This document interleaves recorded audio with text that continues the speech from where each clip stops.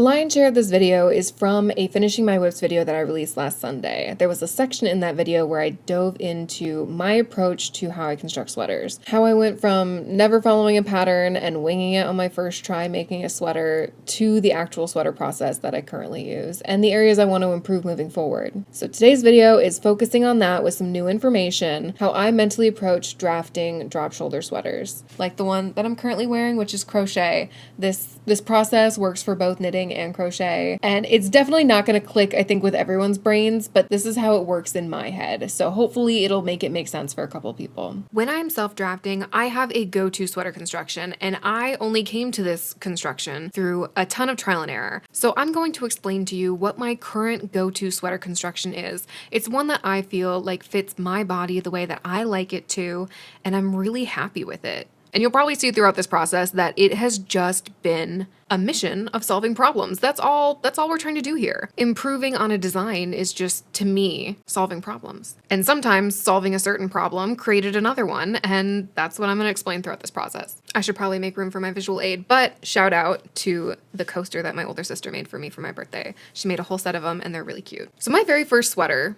was basically this. 2 rectangles, a front and back panel, with sleeves attached at either side. I did a little bit of shaping here and there, but at its simplest form, this was the sweater. The first problem to solve with this was with the sleeves. The sleeves were too big. Well, I love a good open large sleeve moment or even a balloon sleeve. Very cute, but not practical for me and the way I live my life. Luckily, fixing the sleeves was very simple, just by creating a consistent taper between the sleeves, doing some decreases throughout the process, and my sleeves were fixed. Great, one problem solved. The next problem is with the front neckline. I can't stand boat necks. Oh my gosh, no. I need to make room for my neckline.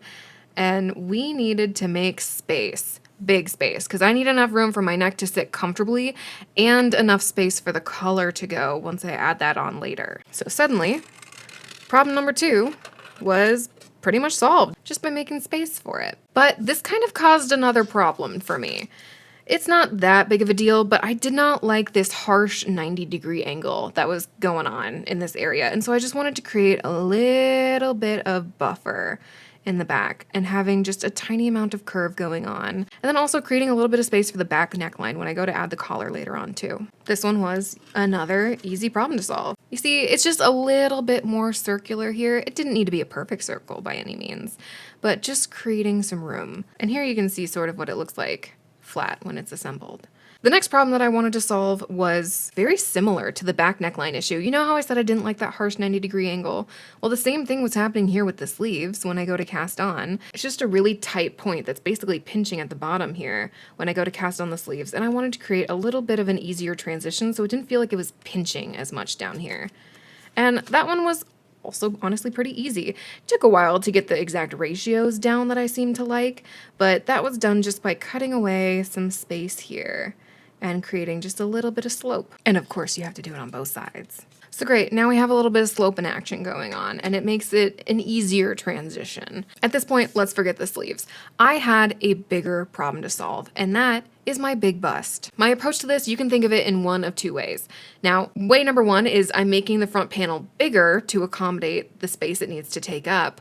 Or way number 2, you can think of it of me making the back panel smaller to accommodate the fact that it does not need to take up as much space, on the back side. I'm gonna explain it like I'm taking away and making the back panel smaller, just because that works best with my little paper visual aid here. Now let's do a fun little diagram moment where I get to pretend I can draw.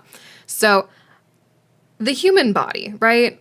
At least my human body, I have a chest up here, right? And then, I have my waist. Oh, let's not lie to the internet. That we got a tummy here too. That doesn't really matter for what we're talking about, but then your back goes straight down. So if you can imagine here, it's a side profile. And if I'm making a sweater, well, the back panel falls pretty much straight back. I mean, there's a little bit of shaping, but pretty much straight back for me. And then the front panel has to kind of travel. And I don't like to do waist shaping, so for some people, that's when you do decreases and you go inward. But for me, I like straight down. I like boxy fits. Can you see how this line is longer than this line? This line straight down. This one has to take more of a journey. And that's why the front panel needs to be bigger and the back panel needs to be smaller. And to clarify, if you even further notice, right here at the largest point, right where my bust is, anything below that point, they're both straight lines. They're the same length. So where we need to make the back panel shorter is on the top portion. And I'll show you what that looks like, but just by making the back panel a little bit shorter, they would actually line up on the bottom here. And you would have the front panels kind of bending in as fabric does, because these are actually attached at the shoulder, right? So you can see now through the side profile how the front portion is kind of bending and creating this curved shape, making room for the bust, and the back panel is laying pretty flat, and that aligns with what my body looks like. Now, we are not done with the diagrams of the human body, friends. You're not safe yet. So if we're looking from above now instead, because here we're looking at the side. Now we're looking from above. And let's say this is what it would look like if you cut my body in half at my waist, and this is the center of my body. But if you're looking down, I have a chest and it comes out. So if I want the sweater to sit in the middle of my sides when you look at it from above, then I need to make the front panel larger widthwise, not just lengthwise like we talked about up here. And the back panel needs to be narrower in the back. Now, I'll show you what that looks like in a second. Now, this is where things can get a little complicated shape-wise, but stick with me. As you can see with the front and back panels, they need to line up at the bottom, because why would we want our front panel to weirdly be a lot lower on our body than the back panel? No, we want them to sit at the same spot. And I also want to have this underarm cutout on the back panel, not just the front. So I need to get rid of this space here.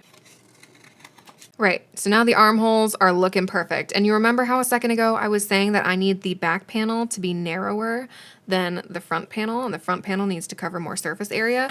Well, there's an easy way of doing that. I just make the back panel narrower. I still have a little bit of a slope you can see that I leave. So now you can see with the back panel on top here that it's a little bit narrower than the front panel. And I played around a lot just with the proportions of my sweaters and keeping an eye on the proportions of my body to see how narrow do I want the back panel and how short do I want it, because that's all going to depend on your personal body. Where does your chest sit on your body? Because it's not as high or low on everybody. Is it wider or narrower? There's just so many things to consider about my personal body and the shape of it. So there's no golden rule that I can tell anyone for ratios and adjustments other than just playing around. I've shown you all the little things I've fixed so far, and that's 7 changes. It took me 7 different attempts at trial and error to get to this point in a sweater. And that's where we're at now. This construction is pretty good. It works really, really well for me. I love the way it fits. It's easy for me to make and wrap my head around.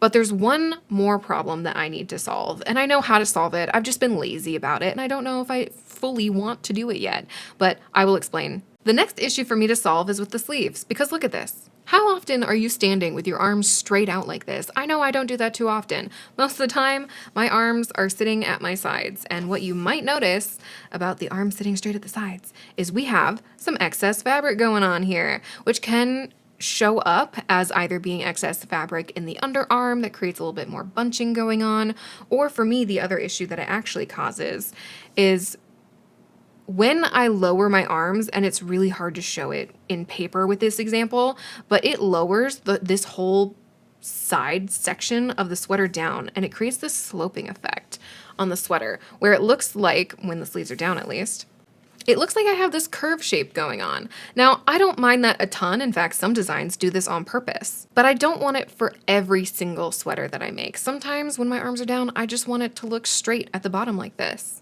Now, I am by no means an expert in sweater construction, so the only way I can think of to solve this issue is by having a set-in sleeve design. So a set-in sleeve, if you don't know, helps us get rid of this excess fabric, because what we don't want is this extra fabric. And we achieve that by just getting rid of it and having a bit of a slope design to the sleeve here. So I'm going to look into different set-in sleeve techniques and constructions, and maybe even follow a pattern that includes set-in sleeves, and seeing how easily I could potentially implement that into a design like this. And I mean, who knows? Maybe me starting with a set-in sleeve is gonna cascade other problems that I'll need to solve with the sweater. But for now, this feels like the last problem for me to solve, and I kind of know what to do. I've just been too lazy to do it, if I'm being honest. So there you have it. That is a complete summary of how I actually came to find this construction that I currently use on my sweaters. I've done this with knitting and crochet. It works for both, and I follow the same process for both. So I'm gonna walk you through that process if you wanna know how it's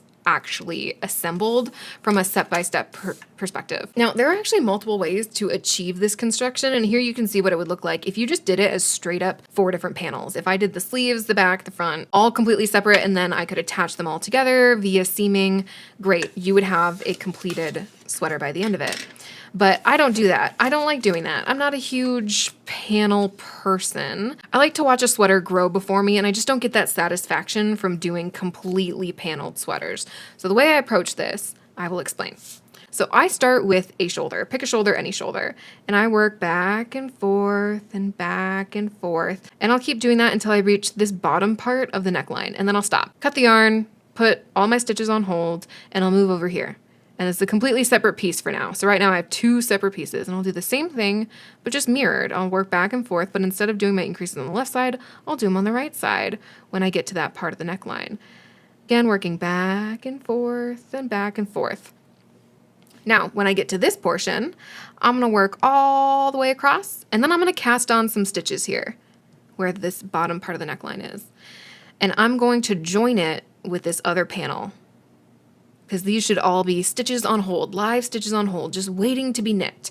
So now this is all one complete panel that I have going on right now. And I will continue working back and forth, and I'm not doing increases yet at this point, but I'll keep working until I get to where I feel like I should be rounding it out a little bit, which is usually the bottom couple of inches before I want to go ahead and attach the sleeve. So I'll work back and forth doing my increases. And when I get to the portion where I would stop to join my sleeves, I stop, put everything on hold, cut the yarn, right? And we set this aside. And we're doing the back panel now. And I'm gonna do the same exact thing, but I'm not exactly casting on stitches here. Instead, what I'm doing is I'm picking up stitches along this edge and then working so that it looks pretty seamless when I'm doing it. And I'm gonna do the same thing that I did last time. Working back and forth until I get to the bottom of the neckline, doing my increases, and on the back neckline, I'm usually doing the increases right away. Working back and forth, and then I go cast on stitches for the back neckline and join them together. And I'm gonna do the same thing that I did with the front panel now, where I work back and forth. Are you sick of that phrase yet? Until I get to the part where I just need to do a little bit of increasing. And when I get to the underarm portion, I stop and I grab my front panel, and I am going to, at this point, join them together. I'm gonna grab some tape just to make this visually, hopefully make a little bit more sense as we move along. So when I get to this portion, I'm working my way across the back panel, and then I'm actually gonna cast on a couple stitches where the underarm is, and I'm gonna join in the front panel. These should all be live stitches, which just means you didn't bind off or anything. They're live stitches, usually on a piece of yarn or barber cord or whatever. Okay, so if you're following along, I worked along the back panel, and then I can't draw on this because it's taped, but then I work across the underarm here, and I'm going back across this front panel, and then I'm doing the same thing over here. I'm gonna go ahead and cast on a few stitches to do the underarm. Great, so I've gone along here, cast on my stitches to do the second underarm, and now I'm working in the round, going around and around until I decide that I am done. And then I work my bottom hem however I want. I like to mix that up. But at this point, you can see we have like a little sweater vest moment going on. Now, I know in my previous example, I used these little flat pieces to show as my sleeves, but in actuality, I'm working my sleeves in the round because no, I am not seaming together a whole sleeve. When I go to do my sleeves, I am pretty much always doing the same thing where I will just pick up stitches around this hole. And usually when I'm going on the vertical part, I usually like to cast on or pick up 3 stitches, skip 1, pick up 3, skip 1, but that all depends on your gauge, so you really just have to know for yourself, again through trial and error, what works out for you. But that ratio usually works best for me. And when I'm working up the sleeve, I'm just working in the round like I did with the body for all of it. I'm gonna cheat coloring here though, because I am feeling super lazy at this point. Like I said, I'm lazy, so I'm not gonna add the second sleeve onto this, but here I'm hoping you can see this is how I construct my sweaters. And I think this is definitely a process. If someone feels comfortable self-drafting even a little bit, this is a process that you could follow yourself. Now, the only difference between this and the sweater I'm working on right now, which is the Belcher sweater and the crochet version, is it's cut in half. And I seamed the center part together. So when I worked back and forth, normally I said when I got to this point, I would connect it and work across here, but I didn't do that here. I just kept working back and forth, bent back and forth. Same on the other side, and then I seamed them together when I had both the panels. So at no point in this process was I working in the round for the main portion of the sweater until I got to the sleeves. Did the same thing for my crochet Belcher sweater and my knit Belcher sweater. For the normal process that I just explained, where I don't have it, cut down the middle, that's what I did for my crochet cover up. I did the same construction for the top part, and it's a dress, so I just kept going down and added a slit once I reached my hip. So yeah, I think that's about as in-depth as I will probably ever get in trying to explain the sweater construction, and I hope it made sense. As I mentioned before, I've used this construction quite a number of times for both crochet and knit items, and I am by no means claiming that I invented this sweater construction.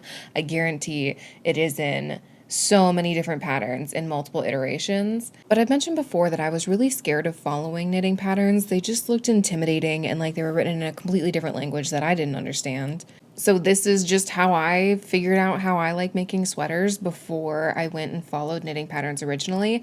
And I just like this construction enough where I keep using it continually for different projects. And I think it's really cool how you can take the same baseline structure and have it look so different depending on the flourishes you add. This is where I ended the construction conversation in the Finishing My Whips video last week. But I wanted to touch more on my plan for how I intend to remove the issue of excess fabric in the underarm of my sweaters. There are 3 main approaches that I could use to tackle this issue. The first being ensuring my armhole depth isn't too low or too large. This is the easiest way to prevent excess fabric in the underarm, and it's a natural instinct when you're first learning how to knit to go bigger than you need to on the armhole depth because it makes sense. Having a sweater that's too big is better than a sweater that's too small. But as you get more comfortable with knitting, just keep that in mind, unless you are not bothered at all by having excess fabric in your underarm, in which case you do you, don't let me stop you. I do have a tendency to do that from time to time, having my armhole be too big, but I've definitely been more mindful of it in the past year, and it's helped relieve that issue from occurring as often. The second thing that I can do is working short rows along the top shoulder portion of my sleeves on a sweater to do a set-in sleeve. For people who are unfamiliar with the world of short rows, what I mean when I say short row shaping for the sleeve is working across, but only a little bit when doing my sleeve.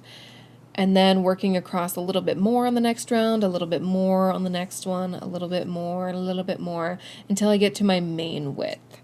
That is how we get this rounded design along the top of the sleeve. So earlier when I said I wanted to play around and explore the various techniques, what I was specifically referencing was short row techniques. So far when it comes to various short row techniques, I have tried the German short row, the wrap and turn, shadow wrap, and that's it. I want to explore the other options out there. The only other one that I can think of off the top of my head is the Japanese short row method. So if you are familiar with any short row methods that you really like and would encourage me to try, please recommend them. And playing around with actually doing the sleeve construction, I don't think it's going to be all that difficult when you know your center seam, just working short rows from there. The hardest part for me is just going to be figuring out the ideal ratios and rates around how far over do I go, how many rows do I want, and that's so going to depend on the type of sweater that I'm working on. Because if I'm doing something with a crazy dropped shoulder like here, doing a set-in sleeve design and adding short rows isn't going to do much for me. It's way too low on my arm, so this really is only applicable if I'm doing a sweater where I'm having it end further up along where my actual shoulder is. The third thing I can do to alleviate the excess fabric in the underarm problem is to work sloped shoulders. Like everything in knitting, there are a million ways to approach this. A solid example being the stripe hype sweater versus the sibling sweater. Full disclosure, I have not knit the stripe hype sweater. I've only knit the sibling sweater, but from looking at it, I can tell that the main difference is that the sibling sweater has sloped shoulders and the stripe hype sweater does not. So while this is a very effective method to address the fit issue, it's not one that I'd like to pursue in this specific instance. To me, it is a completely different sweater construction altogether, and I'm working on perfecting this sweater construction. The really boxy drop shoulder sweater, where the main draw being that it has a seamless transition over the shoulder. I love doing the other construction type. When you do the shoulder shaping, I think it looks really great, but that is its own sweater construction for me. The best way for me to explain the difference in construction is looking at this right now. This is kind of what the stripe hype sweater looks like at its most simplest form, and the sibling sweater is very similar except the shoulders are sloped. You work back and forth on the back panel before picking up stitches and doing each of the shoulders in the front. Once you have the back panel done, the process is essentially the same as this whole process that I listed earlier in this video. Very similar in construction, but again, they are just two different ways of approaching sweaters in my mind. Because I'm trying to mimic a seamed drop shoulder sweater without actually having to do any seaming. And I'm trying to perfect this specific variety of sweater construction. Perfect it for my body specifically. My goal is to eventually perfect all of the main sweater construction types for my body and really have a good handle on them. So far with my definition of like perfecting it for my body, I've achieved that with raglan sweaters, circular yoke sweaters, soon to be this drop shoulder construction. I've already got a good handle on, is there a name for that construction? The one like the sibling sweater where you have the trapezoidal back panel. Is there a name for that? I've tried searching for a name. There are multiple different patterns that use this construction. Is there a name for it? Please tell me. But I've figured it out for that and how to make that one work best for my body. And eventually I'd like to play around with and perfect the saddle shoulder, contiguous, and side-to-side sweater, or any other constructions that might cross my path. It's really been my favorite way to dive into sweaters and really understand construction in various forms, is picking one construction and trying to do it over and over again and changing things a little bit at a time until you really nail it. Something else I didn't touch on in my original clip was bust shaping. It's something that can help prevent the U-turn shape in sweaters. I'll show you the sweater I'm wearing now. Earlier, when I was talking about the downturn U shape in a sweater, this is what I'm talking about. If you didn't have the downturn shape, it's when it all is perfectly horizontal to the floor. But because I did this sweater incredibly wide, drop shoulder, no shaping whatsoever, when I lower my arm, it lowers this section of fabric as well. I don't mind it in this sweater. I think it's sort of like a design feature aspect of this sweater that I'm totally okay with. But bust shaping is something you can do to help with that. And it's when you're working at the bust, working back and forth, doing large short rows. So not so short rows. That wasn't funny. So when you work back and forth in the bust, and I can't show you with the paper example because I can't expand the paper example really. It's where you're working back and forth in the front bust portion of a sweater in order to help make it longer in the front, and you're just combating that downturn U shape with an upturn U shape, and it evens out to be perfectly flat if you do it right. I haven't done any bust shaping yet, but I did look up a tutorial by, I think, Coco Knits. I hadn't watched anything from them before, but it was a helpful video. It explained it really well. It totally makes sense. I'm going to do it on a raglan that I'm working on right now because I think that'll really help the fit, and it's a great opportunity to practice bust shaping. So I'm going to try and find and link that video in the description of this one, just because I want to stay in my lane when it comes to doing educational videos. I do not want to try and teach you something that I just learned or something I have no experience doing. I like to leave it to the experts and the teachers to teach. That was it for this video. Thank you for joining me.